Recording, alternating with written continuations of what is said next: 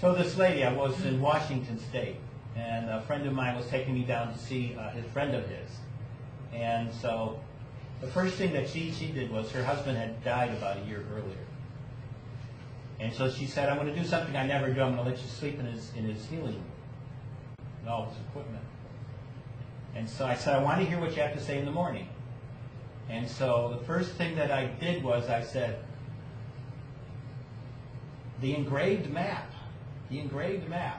And she said, aha, you know, I waited 30 years to find out what that was. He'd never tell me. So I told her what it was. So you saw an engraved map of it. And it was You're kind of... And what it was a map. It was actually like a picture of Sirius B and the two major planets where people are on, which is the third and fourth planet. And it was actually engraved from a picture that a ship would take and taking off from the third planet. And so I told her exactly what it was and what was what. And then she said, well, I have news for you. You're probably itching to buy this, right? Yeah. He said, because he went crazy. He saw this at an art sale.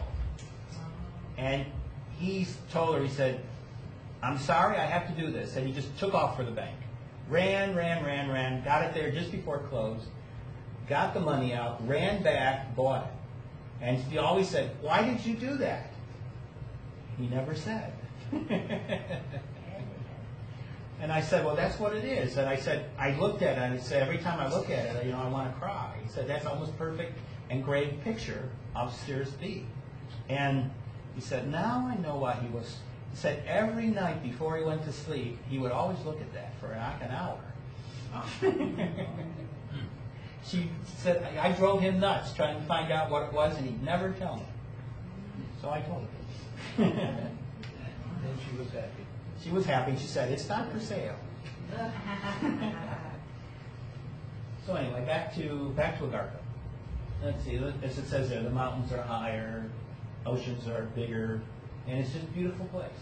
So of course, it's fuzzy.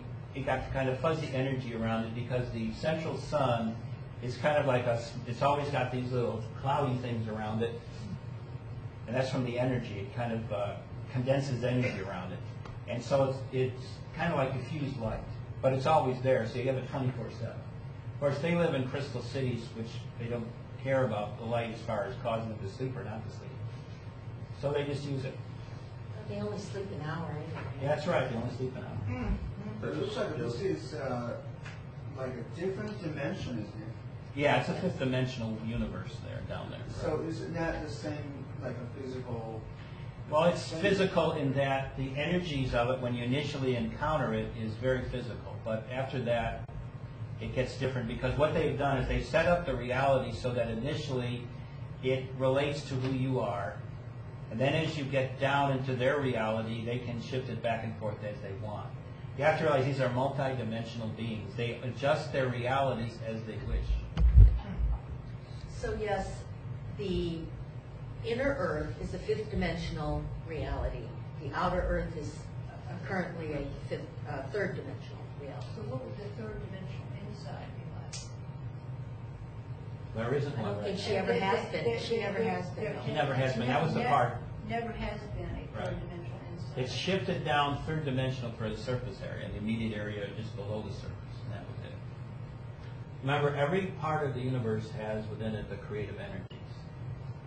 Sheldan was asked why the mountains in Agartha inside the planet are higher than the ones on the surface.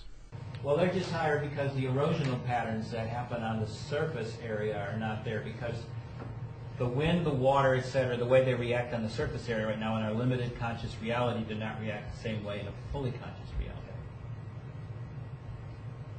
So the geology concept is not in effect. You're listening to Talk for Food on webtalkradio.net with Adam Abraham, and we have been, and you have been listening to Making Galactic Sense Out of Chaos with Sheldan Nidle, which we recorded in Montgomery, Alabama. Is this where the great masters Right. are? They all hang out in the Shambhala area. But It's below Lhasa. But honey, in this one you can show that There's the Shambhala crystal cities that are In the crust area. in the, thank you, I couldn't think of the word, the mantle part, you know, when you go deep 400, then the next 400, there are crystal cities there, Well, that's and then really there's the- also the inner earth, so there's two different, Well, actually, the crust of the Earth Realms. goes around, in, and then around again. yeah. And in But between then it, in between, that's what I'm talking about. that's where that you mantle find area. That's that mantle Shambhala. area. Yes, that's where you find Shambhala. That's Yeah. what somebody was asking. Yeah, it's in this neutral area that they call it. So what does all the oil drilling do to that crust area? It's too small to do anything. They're just playing with the surface area. What they are doing to the Earth's crust is screwing up the movement of the plates. See, the oil is the natural lubricant for the Earth. So as you get rid of it, the plates drop, and they get pressed up against each other even more. So the result is more earthquakes. But of course, the concept of greed is you got to have the oil to make the money, right? Even though the oil is not necessary anymore to make anything go. But we believe, you know, we all have our cars, automobiles, trucks, whatever, and they operate on different aspects of how the crude's processed, diesel oil, regular gasoline, etc.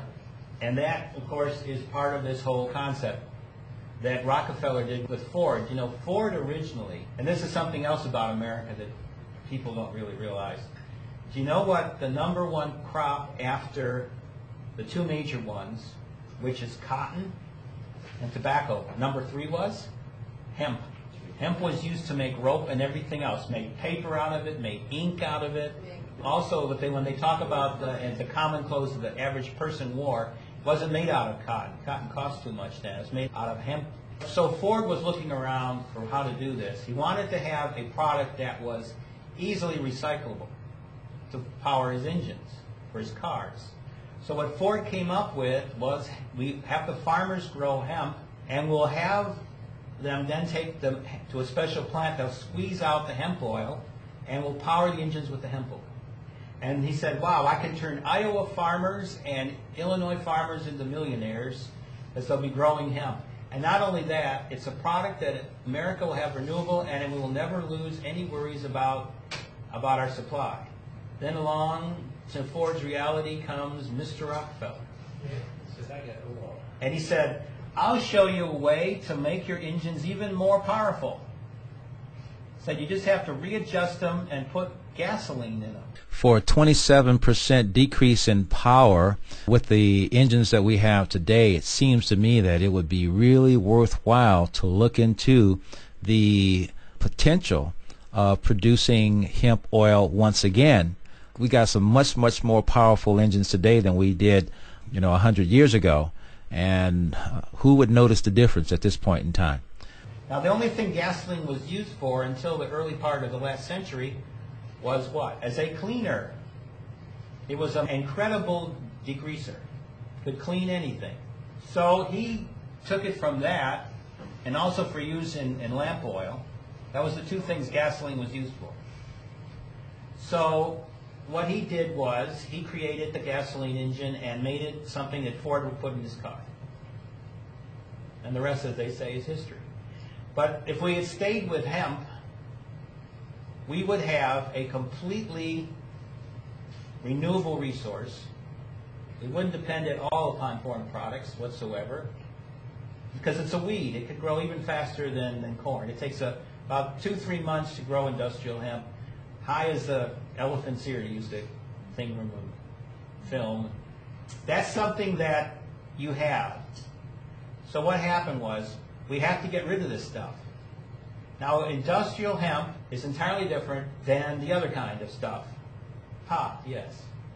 It's virtually impossible to get a high from industrial hemp. You'd have to smoke enough to make you absolutely sick.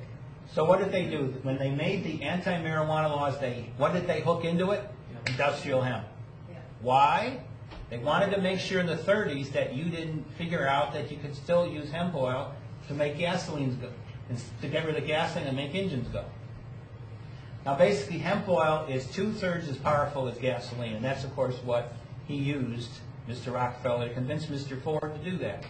That's a little bit of American history. As a matter of fact, Thomas Jefferson, when he went to France, not just brought back ice